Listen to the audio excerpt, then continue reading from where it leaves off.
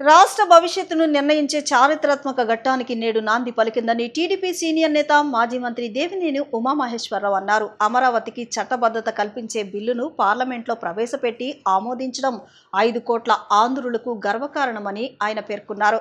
గొల్లపూడి కార్యాలయంలో నిర్వహించిన మీడియా సమావేశంలో ఆయన మాట్లాడుతూ అమరావతి నిర్మాణం కోసం 29,000 మంది రైతులు స్వచ్ఛందంగా తమ భూములను ఇచ్చి అపూర్వ త్యాగం చేశారని, ఇదే సమయంలో రాజధాని రైతులు 1600 రోజులకు పైగా నిరంతర ఉద్యమం సాగించడం దేశ చరిత్రలోనే అరుదైన ఉదాహరణగా నిలిచిందని గుర్తు చేశారు. ఈ పోరాటం ఫలితంగా అమరావతికి న్యాయం జరిగిందన్నారు. అమరావతి పునర్విభజన చట్టంలో 2014లో అమరావతి ప్రజా రాజధానికి చట్టబద్ధత కల్పిస్తూ ఏకగ్రీవంగా లోక్సభలో ఈరోజు ఆమోదం కావటం మనందరికీ గర్వకారణం, చాలా ఆనందదాయకం. ఈరోజు శుభదినం.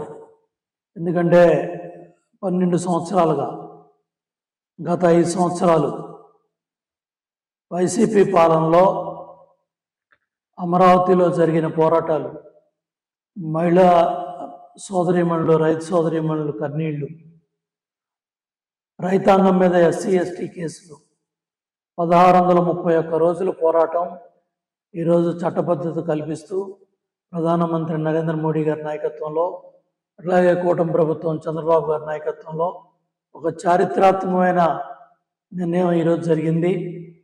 దేశంలో అన్ని రాజకీయ పార్టీలు, జాతీయ పార్టీలు ఈరోజు అమరావతికి రాజధానికి చట్టబద్ధత కల్పిస్తూ ఏదైతే ఈరోజు బిల్లుకి అందరూ, దేశంలో అన్ని ముఖ్యమైన రాజకీయ పార్టీలు, జాతీయ పార్టీలు ఏకగ్రీవంగా ఆమోదం తెలిపితే ఊరంతా ఒకదారి, ఉలిపి కట్టిది ఒక దారిని పెద్దలు చెప్తారు. ఇవాళ ఈ దేశంలో ఉలిపి కట్టే పార్టీగా వైసీపీ పార్టీ చరిత్ర పుటల్లో ఎక్కింది. కట్టిపెట్టి జగన్మోహన్ రెడ్డి, నీవు ఇవాళ మాట్లాడే ప్రతి మాట కూడా విద్వేషంతో కూడుకొని ఉంది. బురజల్లే కార్యక్రమం జరుగుతూ ఉంది.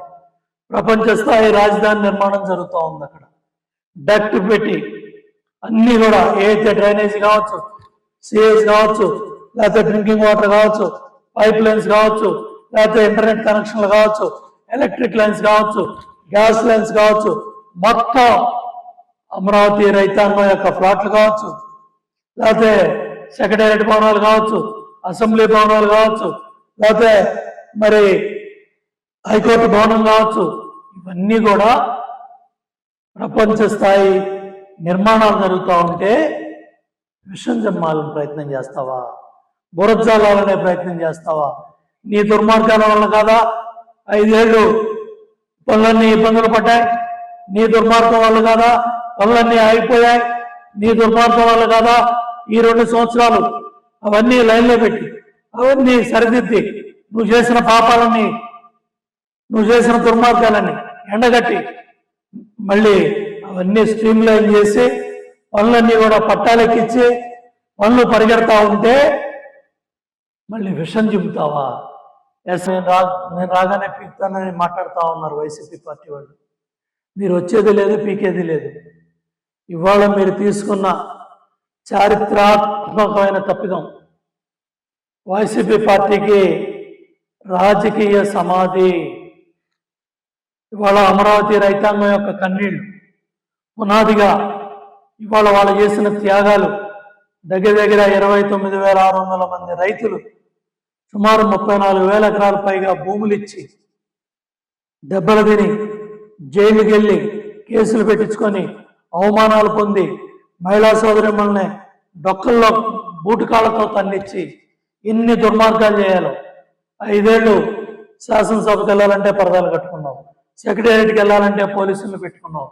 ఆ విధంగా 5 ఏళ్ళు జగన్మోహన్ రెడ్డి పరిపాలన చేసి ఈరోజు తగుదనమ్మా అని ప్రెస్ మీట్ పెట్టి విషం కుట్ర, కడుపులో ఉన్న కుట్రంతా కూడా బయటపెట్టిపోయింది.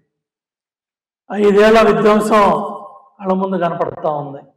కళ్ళ ముందు నువ్వు చేసిన విధ్వంసం పేజీలు పేజీలు పేజీలు పేజీలు పేజీలు పేజీలు పేజీలు పేజీలు ఇంకా సిగ్గు లేకుండా మీడియా ముందుకు వచ్చి మీరు ఏమని మాట్లాడుతున్నారు? ఎందుకు ఇంత విషయం? వైసీపీ నాయకులంతా కూడా ఇవాళ జ్ఞానోదయం కావాలి మీ అందరికీ.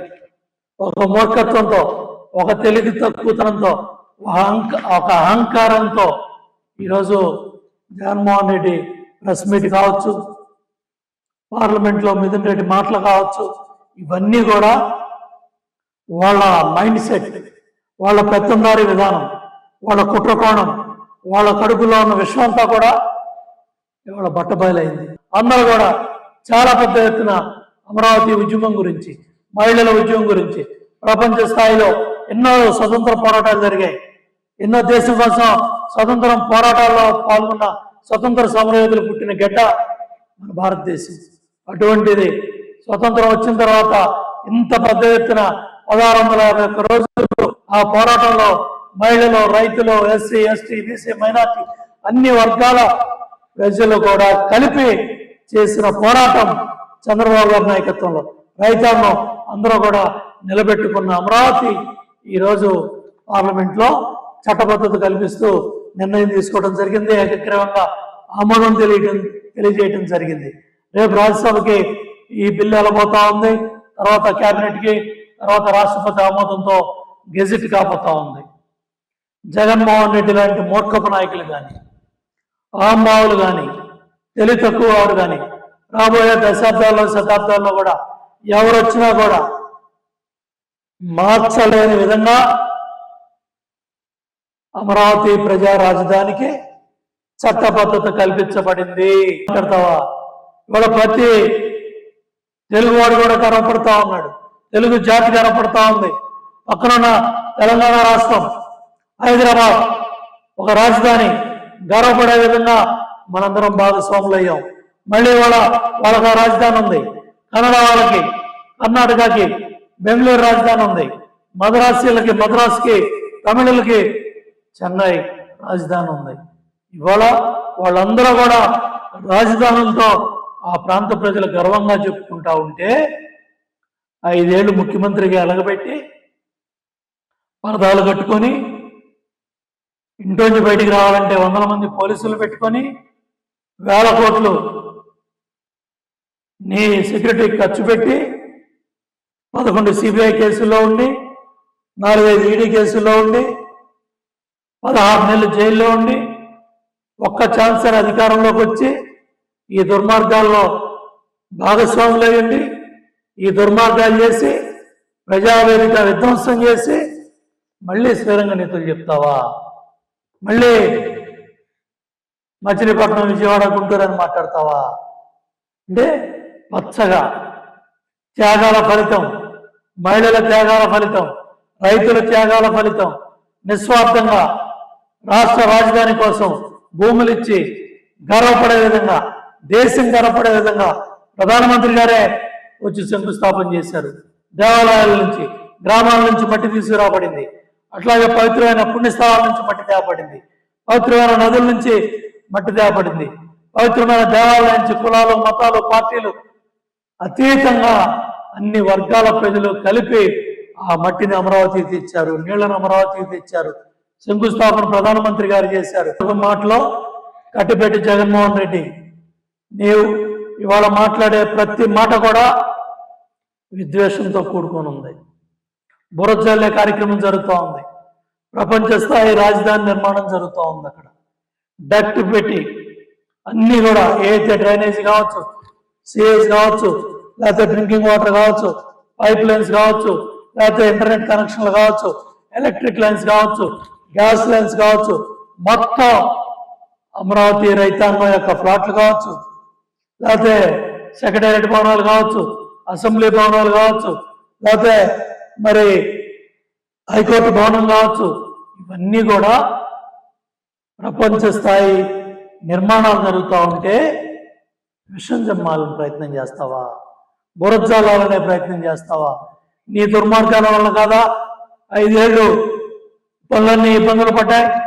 నీ దుర్మార్గం వల్ల కాదా పనులన్నీ ఆగిపోయాయి?